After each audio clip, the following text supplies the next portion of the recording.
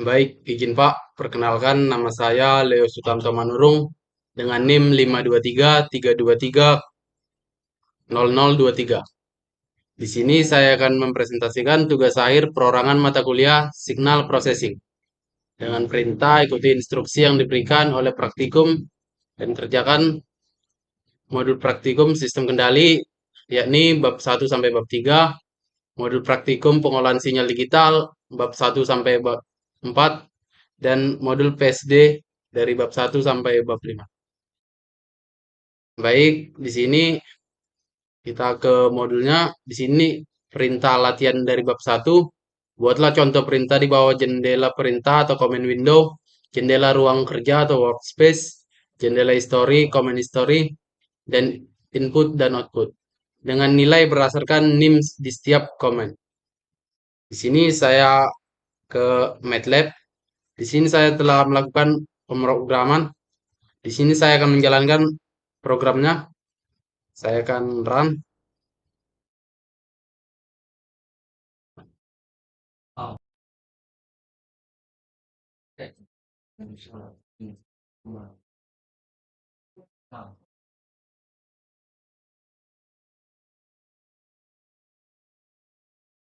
Baik, di sini sudah terlihat hasilnya dengan NIM saya sendiri. Baiklah Pak, di sini saya akan menjelaskan latihan dari bab 2 dengan perintah yang pertama, buatlah dua buah matriks dengan sembarang ukuran. Kemudian lakukan operasi aritmatika dan juga cari tahu determinan dan inverse dari suatu matriks. Perhatikan cara kerjanya. Baik, kita langsung ke MATLAB untuk melakukan pemrogramannya. Di sini saya telah melakukan pemrogramannya. Di sini saya telah menambahkan matriks 3 kali 3 dengan elemen acak dari 1 sampai 10. Selanjutnya di sini saya menambahkan operasi aritmatika, yaitu penjumlahan matriks, pengurangan matriks, perkalian matriks, dan juga determinan dan inverse matriks A. Baik, saya langsung menjalankan pemrogramannya.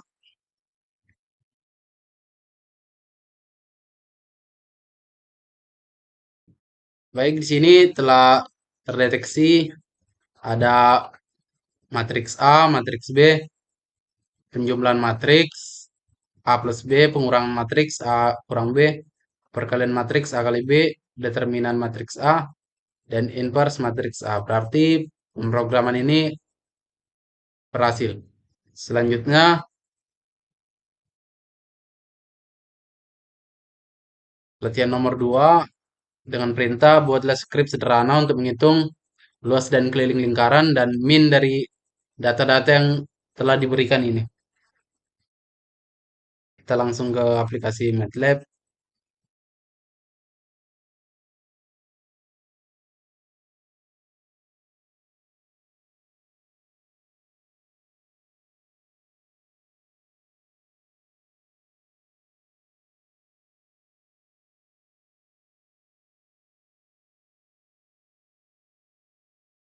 Baik, saya telah melakukan pemrogramannya. Di sini perintahnya untuk menghitung luas dan keliling lingkaran serta min dari data nilai. Selanjutnya kita akan menjalankan pemrograman ini. Klik run. Lalu ada perintah di sini di command window masukkan jari-jari lingkaran. Kita ambil contoh jari-jari lingkaran 15. Kita enter. Di sini tertera luas lingkarannya 706,86, keliling lingkaran 94,25, dan min dari data nilainya 73,63. Berarti pemrograman ini berhasil. Baik, selanjutnya untuk nomor 2, dengan perintah buatlah suatu fungsi dengan M-file untuk menghitung volume dan luas permukaan balok dengan spesifikasi. Masukkan fungsi panjang, lebar, dan tinggi balok. Keluaran fungsi, volume, dan luas permukaan balok. Nama program ini dibuat dengan nama hitung balok. Kita langsung ke MATLAB. Sini Saya telah membuat programnya, langsung kita coba. Dan saya telah membuat panjangnya 7, lebarnya 8, tingginya 9. Di bawah juga untuk luas permukaan balok saya telah memasukkan nilai-nilainya. Kita langsung coba menjalankan program ini. Kita klik run, langsung ke command window. Dan volume baloknya tertera 504 dan luas permukaan baloknya tertera 382.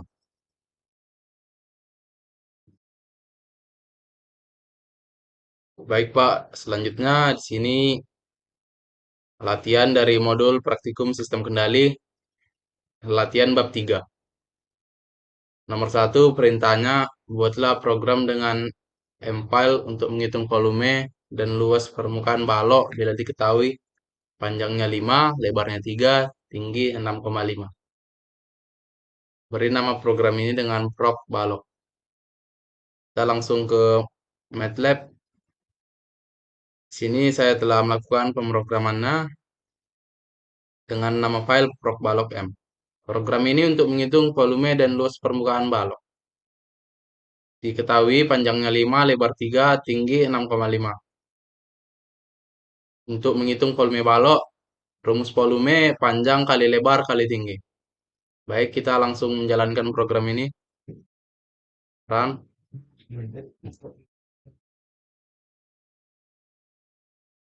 Kita clear dulu. Kita ulang. Kita coba run. Kita buka command window dan ini sudah tertera hasilnya Pak. Volumenya 97,50.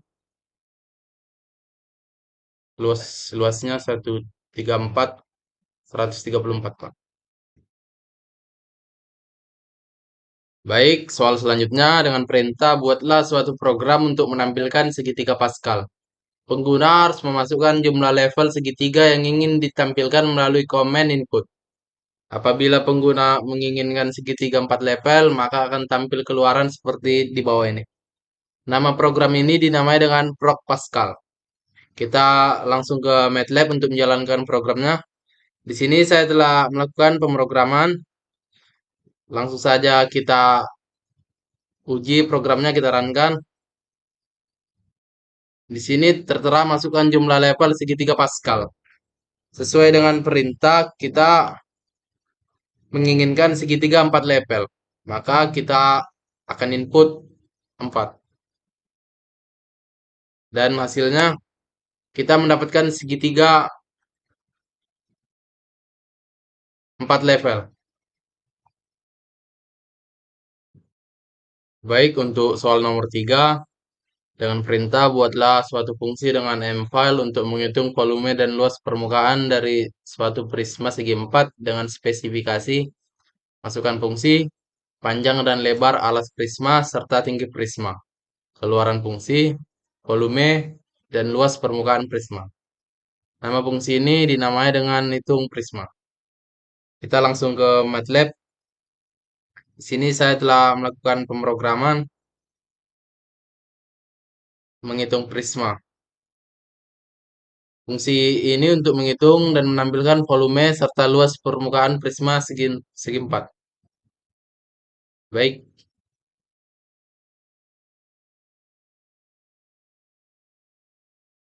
kita menjalankan programnya.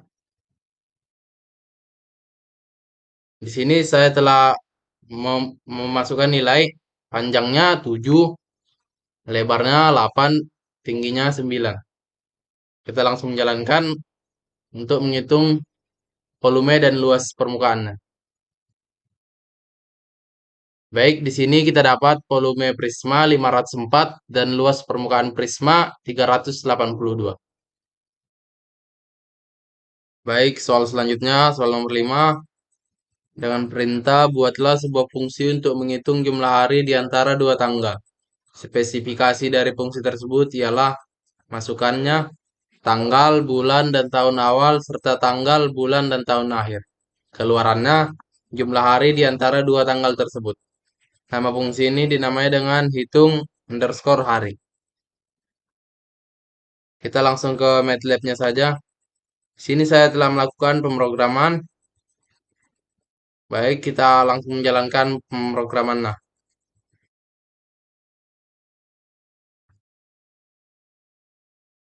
di sini saya untuk menghitung hari dari tanggal 1 bulan 1 2024 ke tanggal 10 bulan 2 2024. Kita bakal menghitung harinya. Baik, di sini kita dapat jumlah hari antara 1 Januari 2024 dan 10 Februari 2024 adalah 40 hari.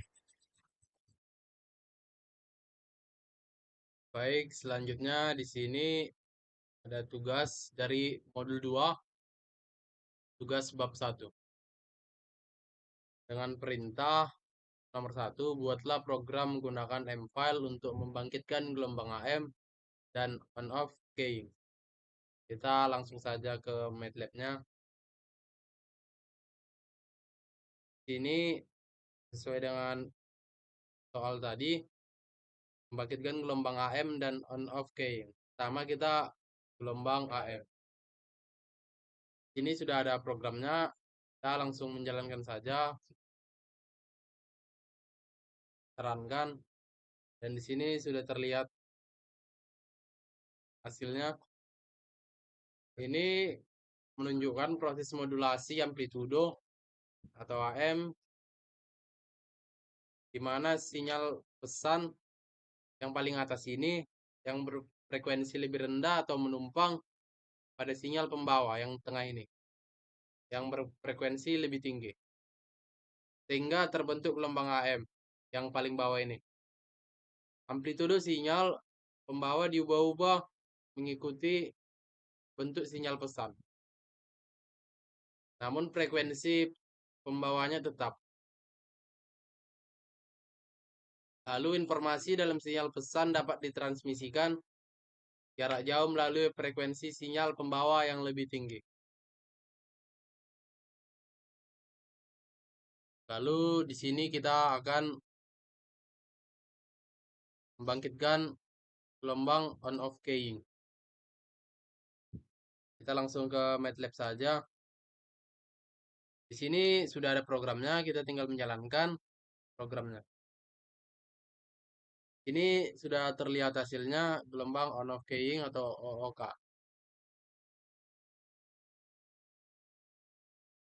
Gelombang ini menampilkan sinyal on-off keying, di mana logika biner 1 direpresentasikan dengan gelombang pembawa yang menyala atau amplitudo maksimumnya. Sedangkan logika biner 0 diwakili dengan gelombang pembawa yang mati atau amplitudonya 0. Perubahan antara on dan off inilah yang membawa informasi digital. Hingga on-off keying-nya dapat dianggap sebagai bentuk sederhana dari amplitudo shift keying. Karena amplitudo sinyal berubah antara dua level, yakni ada atau tidak adanya gelombang pembawa. Baik, soal selanjutnya yang nomor 2, modifikasilah program pada bagian 4A dengan amplitudo tengah, sepertiga, seperempat, sampai 1/20. Frekuensi sinyal-sinyal berubah seperti deret hitung. F, 2F, 3F, 4F, sampai 20F. Sinyal apakah yang muncul? Langsung saja kita ke MATLAB untuk menguji programnya. Ini sudah ada programnya, langsung kita jalankan saja. Saran, ini terlihat sinyal hasil penjumlahan. Ini menunjukkan sinyal yang terbentuk dari penjumlahan beberapa sinyal, sehingga menghasilkan pola gelombang seperti gergaji yang naik ke nilai maksimum lalu turun secara linear ke nilai minimum sebelum kembali melonjak ke puncak. Perilaku berulang ini menandakan adanya periode tetap yang merefleksikan frekuensi gabungan dari sinyal-sinyal penyusun. Hasil superposisi tersebut menunjukkan bagaimana dua atau lebih sinyal saling menjumlah secara langsung dalam domain waktu, membentuk pola getaran baru yang berbeda dari sinyal aslinya. Soal selanjutnya, soal nomor 3, dengan perintah seperti pada nomor 2, sinyal dan amplitudonya berubah dengan kelipatan genap, hingga sinyal dengan frekuensi 40 kalinya. Sinyal apakah yang muncul? Kita langsung ke MATLAB untuk menguji programnya. Di sini sudah ada programnya, kita menjalankan. Kita klik run. Ini terlihat sinyal dengan harmoni genap hingga 40 F. Ini menunjukkan sinyal yang dibentuk dari penjumlahan harmoni genap hingga harmoni ke 40, sehingga menghasilkan pola gelombang yang berulang dengan bentuk seperti gergaji, namun hanya memanfaatkan frekuensi genap. Ini hanya menyertakan harmoni genap. Sinyal yang dihasilkan memiliki karakteristik tertentu dalam domain waktu, terutama dalam hal bentuk dan ketinggian puncak yang berbeda dari sinyal yang menyertakan harmoni ganjil atau kombinasi keduanya. Sinyal ini merefleksikan bagaimana superposisi beberapa frekuensi terdiskrit atau harmoni genap dalam membentuk sebuah pola periodik baru sesuai prinsip Fourier. Baik, selanjutnya tugas bab 2 pada modul 2. Sini diminta jelaskan perbedaan masing-masing hasil tampilan pada tiap langkah percobaan. Penjelasan disertai gambar. Kita langsung saja ke langkah percobaannya. Kita lihat terlebih dahulu langkah percobaannya. Ini adalah langkah percobaannya.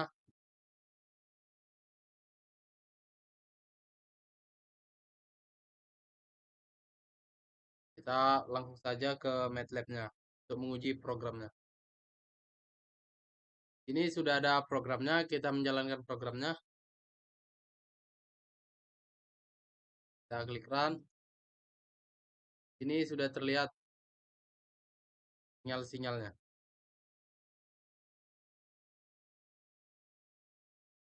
Ini menunjukkan ilustrasi dari konsep aliasing dalam pengambilan sampel sinyal berdasarkan teorema Nyquist-Shannon.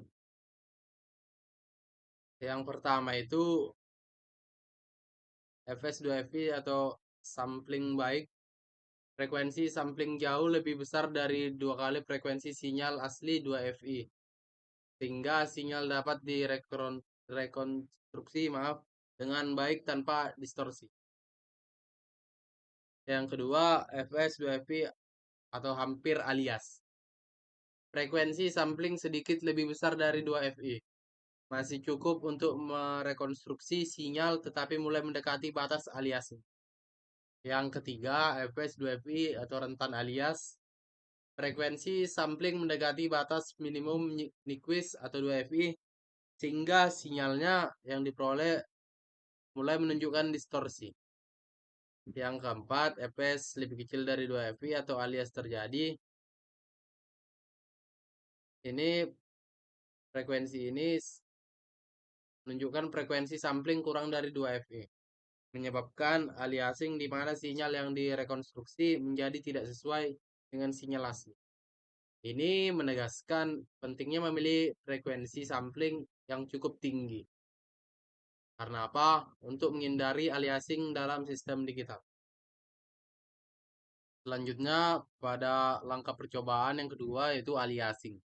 Kita melihat ini langkah percobaannya. Kita langsung saja ke MATLAB untuk mengujinya. Ini sudah ada programnya. Kita langsung saja menjalankan untuk menguji program ini. Kita runkan. Di sini sudah terlihat sinyal-sinyalnya. Ada Fs lebih besar dari 2Fi atau sampling baik tidak ada aliasing dan lain-lainnya. Di sini menunjukkan bagaimana frekuensi sampling yang berbeda mempengaruhi sinyal input. Ini menimbulkan fenomena aliasing. Pada kondisi Fs lebih besar dari 2 kali Fi, sinyal dapat terambil dengan baik atau tanpa aliasing. Namun, saat Fs sama persis dengan 2 kali Fi, sinyal sudah mendekati kondisi aliasing. Bila Fs-nya turun, di bawah 2 kali Fi.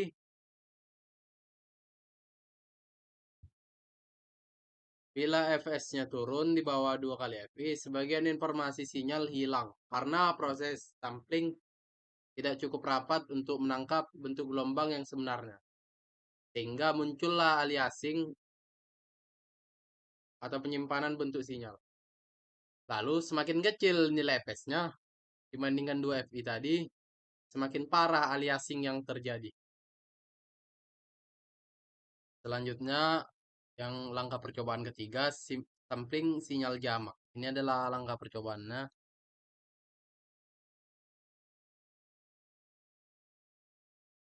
Kita langsung saja ke MATLAB-nya untuk menguji programnya.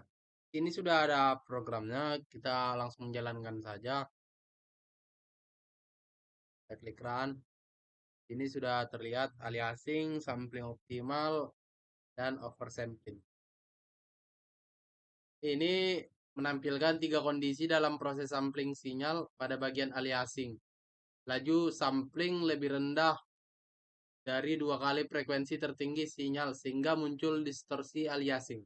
Pada bagian sampling optimal, laju sampling tepat 2 kali frekuensi tertinggi sinyal. Sesuai teori Nyquist tadi. Sehingga sinyal dapat diambil tanpa distorsi. Dan pada bagian oversampling yang ketiga ini, laju sampling jauh melebihi frekuensi tertinggi sinyal, menghasilkan sampel yang sangat rapat dan akurat meski membutuhkan sumber daya lebih besar. Baik, selanjutnya langkah percobaan yang keempat, pengaruh Fs terhadap perekaman suara. Ini sudah diberikan perintahnya, kita langsung saja menuju MATLAB untuk mencoba programnya. Ini sudah ada programnya, kita coba menjalankan saja.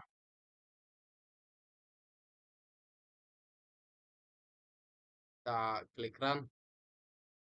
Saya Leo Sutanto Manurung. Saya Leo Sutanto Manurung.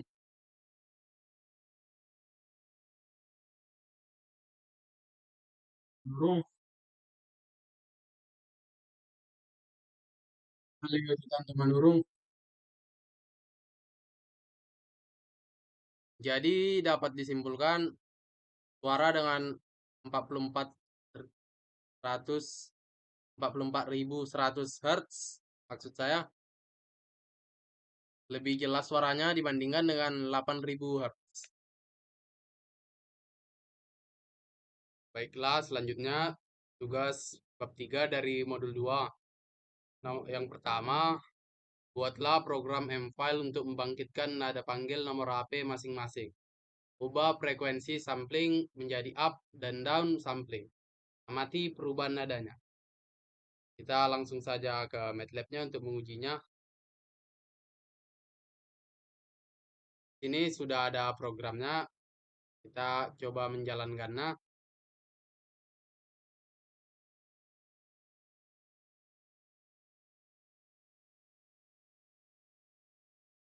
Setelah sudah terdengar suaranya tadi, grafik di sini menunjukkan 3 bentuk gelombang DTMF dengan frekuensi sampling berbeda. Paling atas ini sinyal DTMF asli pada 8.000 Hz. Di tengah ada hasil upsampling pada 16.000 Hz dan paling bawah ini adalah hasil downsampling pada 4.000 Hz. Pada sinyal upsample, jumlah sampel persatuan waktu lebih banyak sehingga gelombang tampak lebih rapat. Sedangkan pada sinyal downsampled, jumlah sampel berkurang, sehingga bentuk gelombang tampak lebih blocky dan detail frekuensi tinggi bisa terpotong. Namun, secara umum, pola dasar gelombang tetap sama, menandakan bahwa perubahan frekuensi sampling mempengaruhi resolusi sinyal tanpa mengubah karakteristik frekuensi dasarnya. Baik, soal selanjutnya yang nomor 2, dengan perintah buatlah program M-File untuk membangkitkan satu full lagu. Kita pilih sendiri lagunya. Sesuaikan frekuensi sampling sehingga nada menjadi jelas didengar. Kita langsung saja menuju MATLAB untuk menguji programnya. Di sini sudah ada programnya. Kita coba menjalankan saja. Kita langsung menjalankan program ini.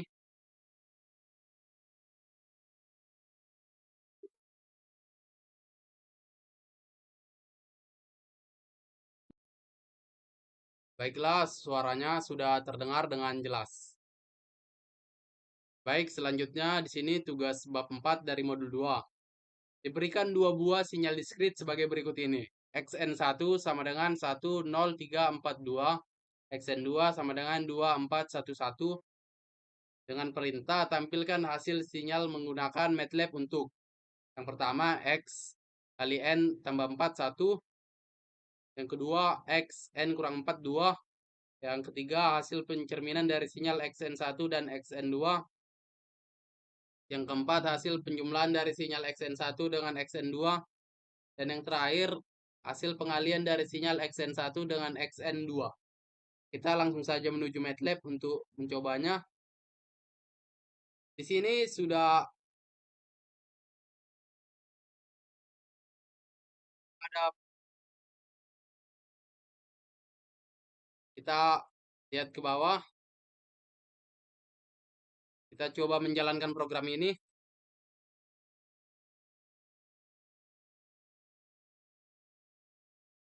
Baik, di sini sudah ditampilkan perkalian XN1 dikali XN2. Dengan N-nya 0, amplitudenya 2, N-nya 1, amplitudenya 0, N-nya 2, amplitudenya 3, N-nya 3, amplitudenya 4, dan N-nya 4, amplitudenya 0. Selanjutnya, penjumlahan XN1 ditambah XN2, N-nya 0, amplitudenya 3, N-nya 1, amplitudenya 4, N-nya 2, amplitudenya 4, N-nya 3, amplitudenya 5, N-nya 4, amplitudenya 2. Selanjutnya, pencerminan XN2. Ini N-nya negatif 3, amplitudenya 1. N-nya negatif 2, amplitudenya 1. N-nya negatif 1, amplitudenya 4. N-nya 0, amplitudenya 2. Selanjutnya, pencerminan XN1. N-nya negatif 4, amplitudenya 2. N-nya negatif 3, amplitudenya 4. N-nya negatif 2, amplitudenya 3. N-nya negatif 1, amplitudenya 0. N-nya 0, amplitudenya 1. Selanjutnya, X dikali N kurang 4, 2. N-nya negatif 4, amplitudenya 2.